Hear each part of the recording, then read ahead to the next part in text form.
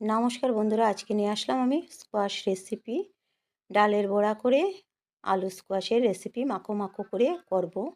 খেতে খুবই সুন্দর হয়। আর এখানে 3টা স্কোয়াশ নিলাম, বড় সাইজের একটা আলু নিলাম, নিয়ে কেটে নিলাম। কেটে ধুয়ে রেডি করে এটাতে দিয়ে দিলাম একটা তেজপাতা টুকরো করে। আর কড়াইতে আমি সরষের তেল আর কালো জিরা দিয়ে দিয়েছি আগেই। আর এখানে দেওয়ার পর কেটে রাখা আলু স্কোয়াশ দিয়ে নুন, হলুদ, জিরার গুঁড়ো, লঙ্কার গুঁড়ো, আদা কাঁচা লঙ্কার পেস্ট দিয়ে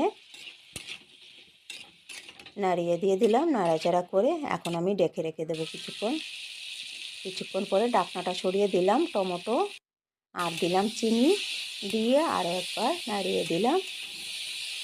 এইভাবে আমি 2-3 বার ঢেকে ঢেকে রেখে দিয়েছি নাড়িয়ে।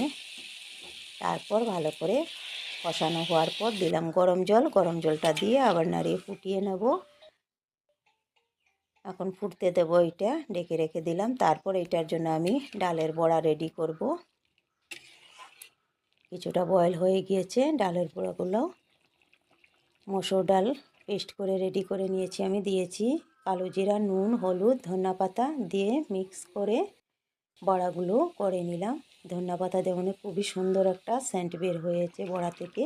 তারপর আমি বড়াগুলো দিয়ে দিলাম আলু স্কোয়াশের উপরে দিয়ে আর একটু সময় ঢেকে রেখে দিয়েছি স্টিম কমিয়ে।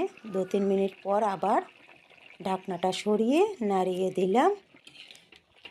দেখেন বড়াগুলো গোটা গোটা আছে, ভাঙে নেই। আর খুব সুন্দর আলু স্কোয়াশগুলো বয়েল হয়ে গিয়েছে।